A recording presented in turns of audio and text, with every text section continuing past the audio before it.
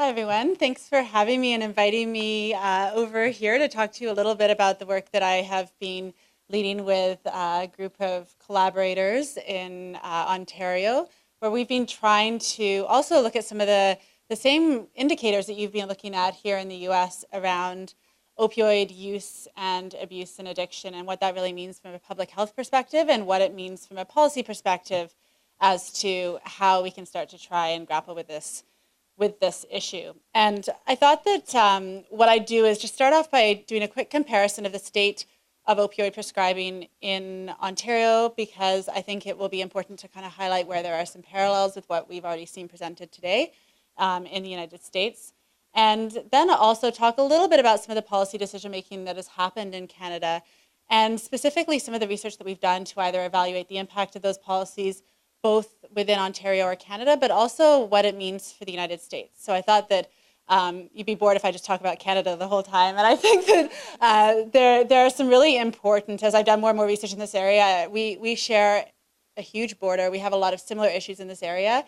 And I think it really is important for us to consider when we're thinking about policies that are happening locally and nationally, how they also impact other nations when we think about cross-border impacts.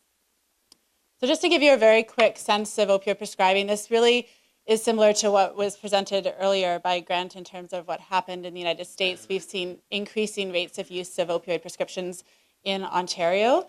And in 2000, around when OxyContin was introduced onto the formulary in Ontario, we started to see this rate of opioid prescribing rise. And when we then went to the coroner's office to see what was happening in terms of overdose deaths related to opioids, we saw this very similar trend with around the year 2000, the rate of opioid overdose deaths starting to rise in the province as well. So this was first published in 2009, and then we've been updating it ever since to try and keep track of what's really been happening with this issue. And unfortunately, as we continue to monitor it, we just keep seeing these rates increase, and we haven't yet seen this plateau, although our data is a little bit behind yours, so we're hoping that maybe in the last few years with some of these initiatives that have been underway that we'll start to see a bit of a plateauing in some of these rates. And as was mentioned earlier this morning, this has really considerable public health impact and has been defined by many to be really a public health crisis in Canada as well as here. And one of the studies that we did to try and really quantify this was to look at the proportion of all deaths within certain age groups that were related to an opioid overdose. And each of the lines in this figure represents increasing years from 1992 up to 2010. And each value on the x-axis is a different age group. And I think it's really important to see that top peak point there, which basically represents the age group of young adults. And we found that in that age group in 2010, 1 out of every 8 deaths in young adults was attributable to an opioid overdose in Ontario. And to me, that's staggering that 1 out of 8 deaths in this age group of young people who have potentially a very full life ahead of them is being cut short because of what are largely avoidable overdose deaths. And then I just wanted to compare this with some of the rates of opioid deaths that you've seen in the United States. So I pulled this figure and then overlaid our rate of opioid-related deaths, and you can see that these trends and trajectories over time are really similar between the two regions. So when we think about overall opioid consumption per capita for both Canada and the United States, what we've seen in some of the work that's been published comparing a lot of countries internationally is that we have the unfortunate position of being first and second in terms of overall opioid consumption in the world. And our order seems to depend whether or not you include Vicodin in there. We don't generally have a lot of hydrocodone prescribing in Canada, and so when you add that in, the U.S. becomes number 1, and when you take it out, we become number 1. So it's, I think it really just highlights the fact that we have very similar issues. As was already presented this morning, we've been struggling a lot with fentanyl and illicitly manufactured fentanyl, what that has meant for overdose deaths as well, particularly in youth who are experimenting with these drugs and think that perhaps they're getting a different drug than what they're actually getting. So there are a lot of parallels when we think about these issues across the two countries. So I then wanted to just very quickly talk about 3 of the main shifts that have happened in Canada, and then try and compare them to or evaluate some kind of impact for the United States as well. And the first is the reformulation of long-acting oxycodone. So when we look at this timeline, in terms of some of the main shifts or changes that have happened over the past 5 years in both countries. I wanted to focus on, first of all, when in Canada the tamper-deterrent long-acting oxycodone was introduced, and that was in February of 2012. And essentially in Canada what happened was that essentially overnight they withdrew OxyContin and replaced it with Oxyneo on the shelves to try and avoid people obviously hoarding the original formulation of the drug. And the provincial drug programs, so in Canada we have not only government-funded access to hospital and physician care, but also each of the provinces provides funding for drug coverage for people over 65 and then select groups of younger people, generally people with low income or receiving disability support. And those drug programs all made different decisions as to what they would do with this new tamper-deterrent formulation of long-acting oxycodone. And so in general, they became more restrictive in terms of access to this drug when it replaced OxyContin.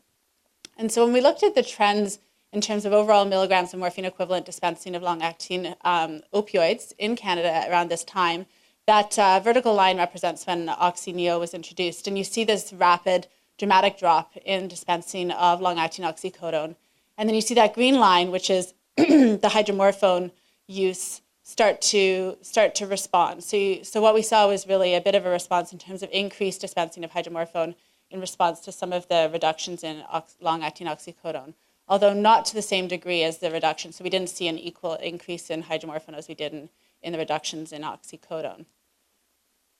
But we are in the situation in Canada where all of the provinces decide on how they're going to provide access to these drugs differently and independently. And so we saw huge inconsistencies in the availability of the tamper-deterrent long-acting oxycodone across the country. So in the eastern provinces, you can see in black, they basically had no access.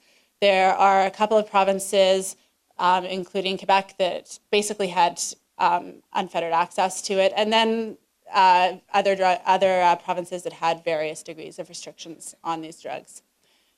And so if we compare a couple of these provinces in terms of what happened, in Ontario, they went from fairly broad access to this drug to a requirement for actual individual review before you could get access to the tamper-deterrent long-acting oxycodone. And so we saw this really quite dramatic drop in dispensing of oxycodone with hydromorphone responding, so similar to the national trend.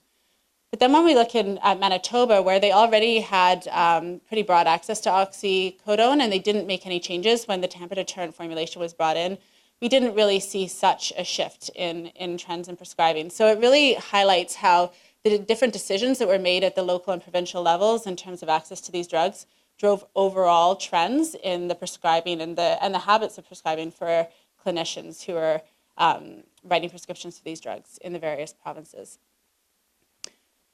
The next step here is thinking about the difference in terms of the timing of the tamper-deterrent formulation being introduced in the United States versus in Canada. So in the United States in August 2010, OxyContin was replaced with this tamper-deterrent form, and it wasn't until February of 2012 when we actually switched over in Canada.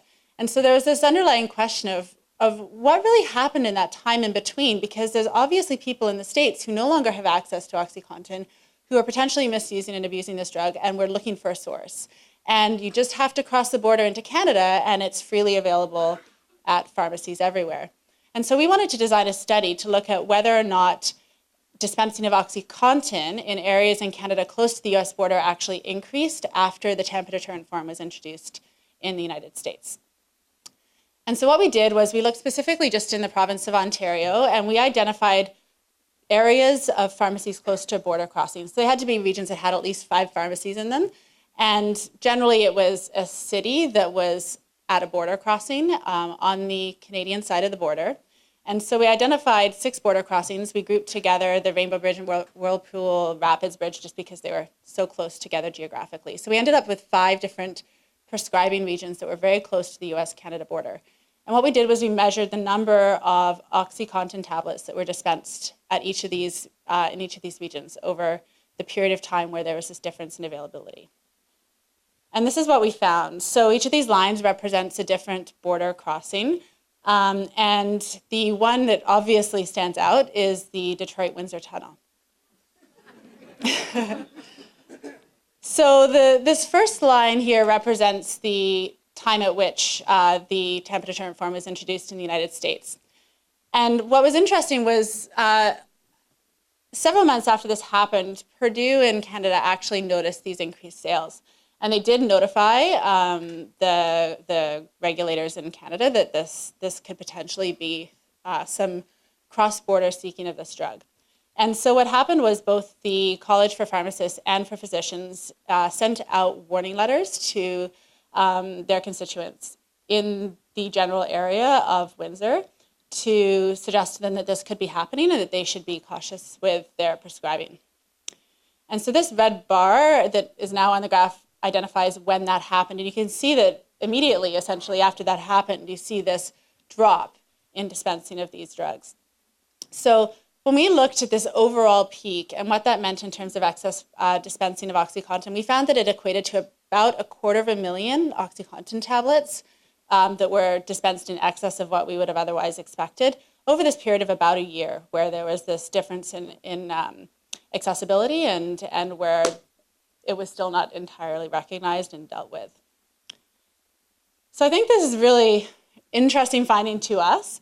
We had a lot of questions, though, as to why we only saw it around the Detroit-Windsor tunnel and what that really meant, and how we might explain that. And I'm guessing that this audience perhaps is in a better position to answer that than we were. So we went through all, in many ways, we were kind of comparing the Ambassador Bridge as well to the Detroit-Windsor tunnel because they're, they go between similar areas. They're similar in size, population density, number of pharmacies included. But, we figured that the Detroit-Windsor tunnel goes right into the center of Detroit. Ambassador Bridge has more commercial traffic.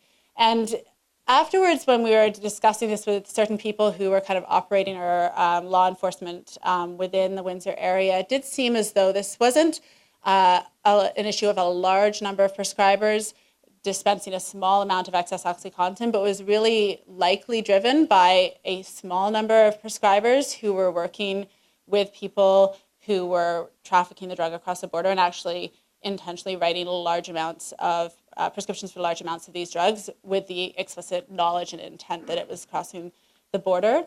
And so, that warning letter that came out probably had no impact on the majority of prescribers, but let those few know who were actually engaging in this activity that somebody was onto them. And so it seemed to then change that pattern. So that's kind of the first example of, I think, a really important description of how different timing and different availability of these prescription drugs, but which are highly sought after for non-medical reasons as well, can have huge impacts in terms of potential movement of drug across borders. The second example I wanted to talk about was the legislation that came in Ontario a few years ago, and specifically the introduction of a prescription drug monitoring program. Because I know this is something that several jurisdictions across the United States have also been working on, and so I thought I'd just share our experiences of the pros and cons or strengths and weaknesses of what has been implemented in Ontario. So in November 2011, there was a Narcotics Safety and Awareness Act that was passed through legislature in Ontario, and the general objectives were to promote appropriate prescribing of these drugs and try and reduce abuse, misuse, and diversion of controlled substances, and specifically narcotics. And they had a few different initiatives, but the main one was the development of the narcotic monitoring system, which is essentially a prescription drug monitoring program. So it allowed the government, for the first time, to capture all prescriptions that were being dispensed for these drugs, and in theory, be able to then use that for surveillance purposes or for passing that information on to law enforcement where necessary. It also had a few other pieces that were required. So prescribers had to be identified on prescriptions, which in the past hadn't been a requirement. There were an awful lot of 99999s for prescriber IDs. Also, patients had to have full information and provide identification at the time of getting their prescription filled. And then there were some additional warnings that were put in at the pharmacy level in terms of identifying potential double doctoring or multi-pharmacy situations. So after this was introduced, we thought it would be important to try and evaluate whether this actually led to any shifts in potential inappropriate dispensing of opioids in the province. And so we looked at three of the main drug classes that were involved in this, so opioids, benzos, and stimulants, and defined potentially inappropriate use, aligning with some other definitions that have been used in the past as basically an early refill of a prescription that came from a different doctor and a different pharmacy. So fairly stringent criteria. It might capture a few appropriate prescriptions if you are out of town or something like that, but in general, a pretty stringent definition of potentially inappropriate use.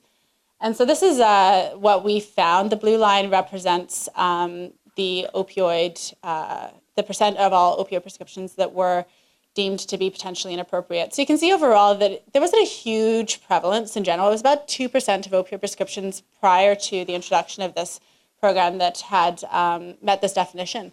But we saw that the introduction of the legislation and the monitoring program, it actually depended by drug class which of them had the most significant impact, but likely the combination of the two really led to significant reductions in inappropriate dispensing of all three of the drug classes. And we used NSAIDs as a bit of a control because we shouldn't see a change, and we didn't see a change in that class, so that was a bit reassuring. But I think the one thing to point out is that while the prevalence of inappropriate prescribing of opioids did reduce to about 1% by the end of the study period that we were able to look at, it still represented about 1 million prescriptions for monitored drugs that were meeting this definition that we thought was fairly indicative of potentially inappropriate dispensing of these drugs. So clearly, while this program is working to some extent, there's still quite a lot of this drug going out there that is potentially being misused. And so in terms of our experience with this program, I think that a few of the strengths with it, this was the first time really that we were able to have this better data access to all prescription drugs that were being dispensed in the province, and allow the ministry to actually then act on that and try and identify high prescribers or potential signals that could be concerning. It was an important tool for pharmacists to help them identify potentially inappropriate or drug-seeking behavior by being able to start to see what other prescriptions people were getting and knowledge of multi-doctoring or polypharmacy. And it does show from our study that there was some impact of this program on reducing inappropriate prescribing. But we also have encountered several issues that I think really limit the potential impact of this program. So one was that prescribers don't actually have access to this database, only pharmacists. And so it puts all of the onus and responsibility on the pharmacist's plate in terms of deciding whether or not to turn down a prescription, trying to contact a prescriber, figure out if it is appropriate or not, and whether they should be filling the prescription. And there's been a lot of pushback from pharmacists, obviously, who feel that they're being put in a sometimes dangerous situation of being that gatekeeper to these drugs, and a feeling that really it should be more of an upstream approach, where the prescriber at the time of writing the prescription is having this information to try and decide whether or not they should actually be writing it. There's some data quality issues, and the one that bothers me probably the most is that, as I mentioned before, you have to provide patient identification so that you can get your prescription filled. And the government provided a list of about 10 different types of identification that you could use to get your prescription filled. However, there's no way of linking those together in the system. So if I really wanted to work the system, I could always go to Pharmacy A with my driver's license and Pharmacy B with my health card and Pharmacy C with my status card, and there'd be no way that the system would know that I was the same person. And so obviously, for the most part, for people who are not looking to work around the systems that are in place, it's not going to be an issue. But for those people that we know can be very highly motivated to get access to these drugs, it seems to me to be an obvious loophole in the system.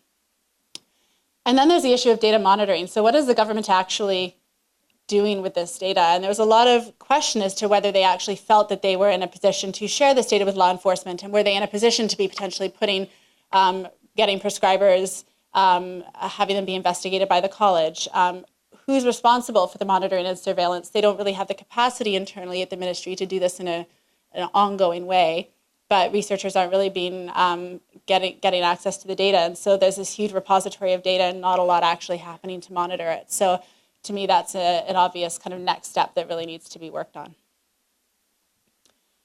And then finally, I'll just talk a little bit about generic long-acting oxycodone.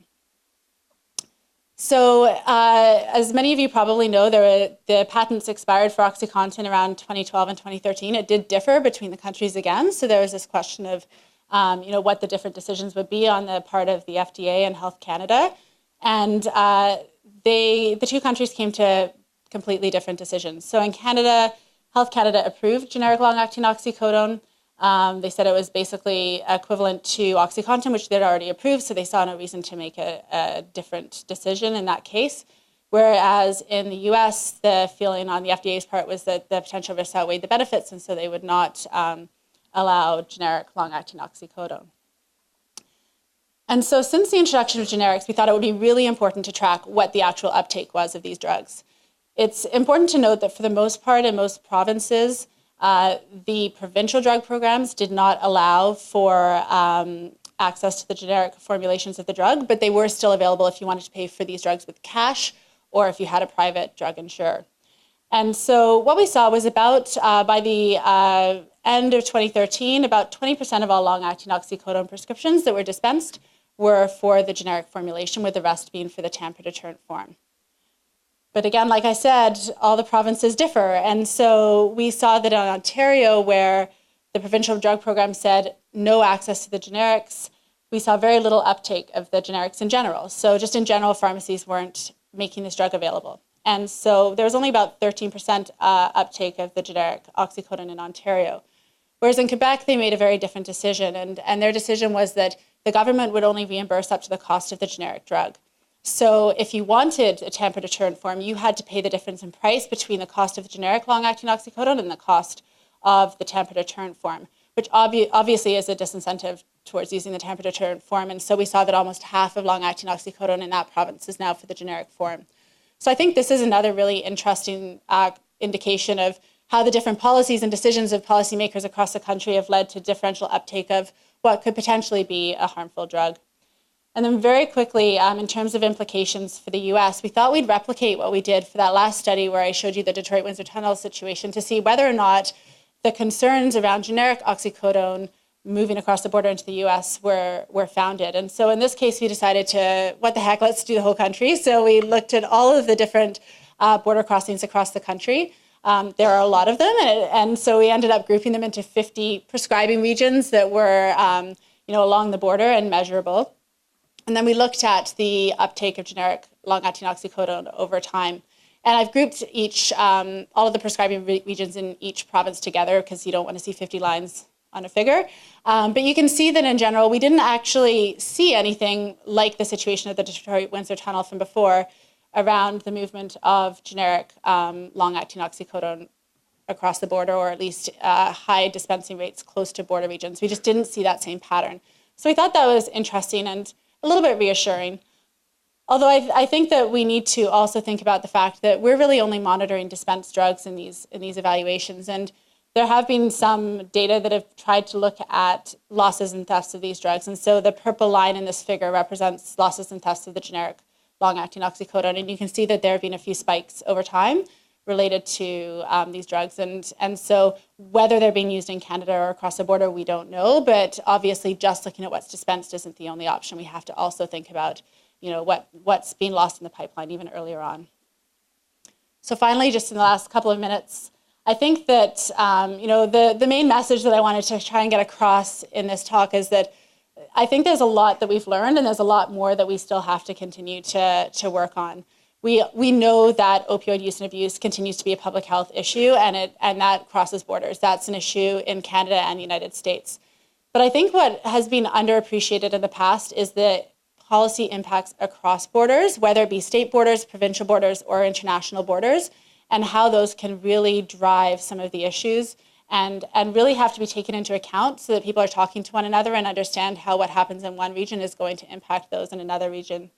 And then finally, we have to learn from our successes and failures. I think, this is an ever-changing issue, and it's one that we can't just set a policy in place and say, okay, this is hopefully going to work, fingers crossed, and let's evaluate it. It worked right now, so it will work forever. I think we need to continuously go back, see what worked well, what didn't work, and try and continue to improve the policies that we're making to try and make sure that they continue to be applicable and effective in this rapidly changing environment. So thank you.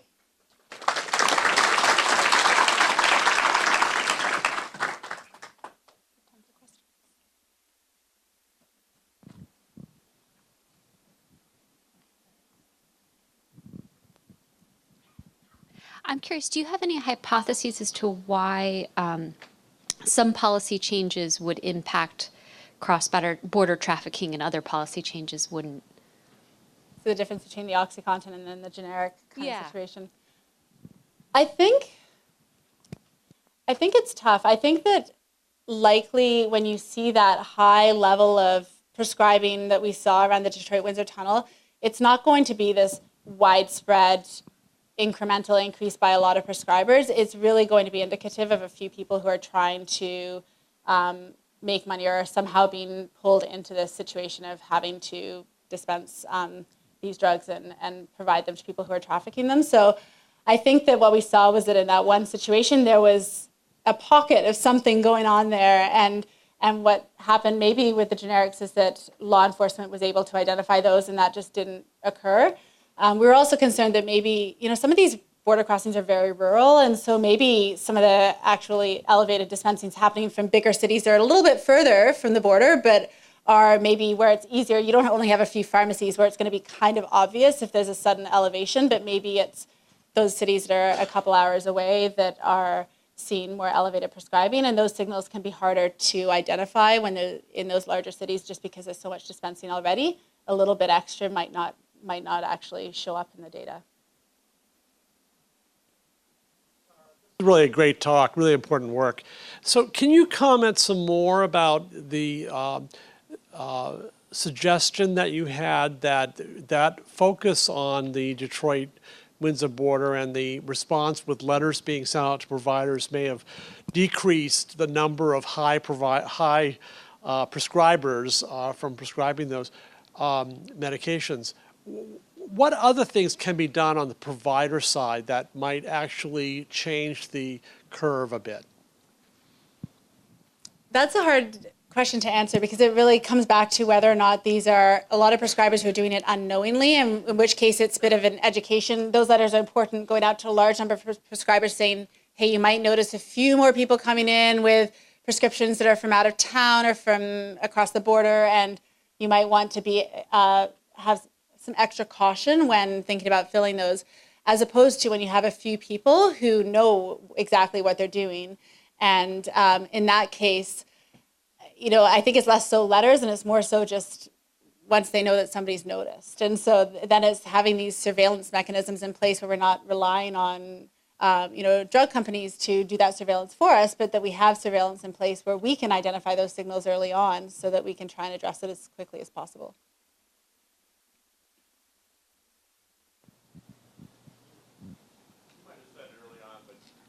Talked about United States people coming over to get the medication from the Canadian physicians. Is the same happening on the other side? Canadians coming over?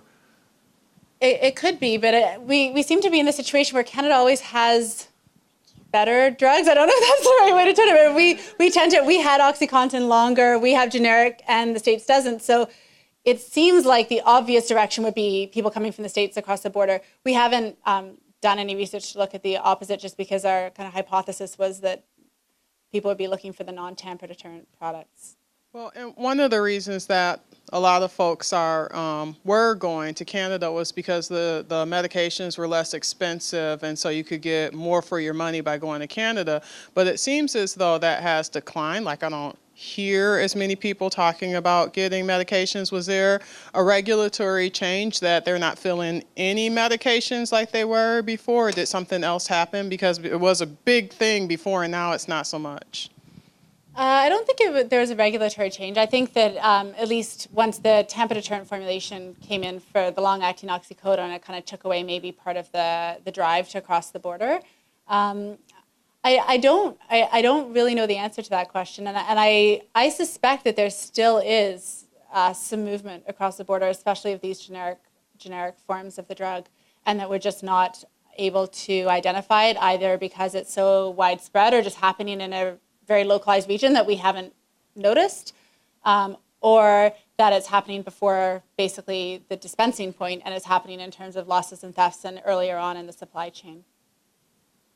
I was wondering, do you know if any of the databases that you were referring to for physicians, to see what's being prescribed and who's getting access, is that in existence? Do pharmacists have that? And do we have something here that's comparable? In terms of to track, who's getting access to what? Yeah, so that I guess would be the narcotic monitoring system. So that now is available in Ontario and some of the other provinces in Canada. So British Columbia has had it for a lot longer. So there are several provinces across Canada that do have these monitoring programs, but they differ in terms of who can access them. So in Ontario, the clear limitation is that prescribers aren't able to access them. It's just the pharmacists. And so it becomes a downstream approach instead of the upstream approach, which I think would be more effective. To answer the question about here, Michigan has what they call MAPS, and it is accessible by both pharmacists and physicians, although there are some barriers to routine and widespread usage. So it's not a perfect system, but we do have something. Yeah, voluntary being a key aspect of it, but you have to register. There's no, you can't have, say, a medical student run it, things like that could make it more routine.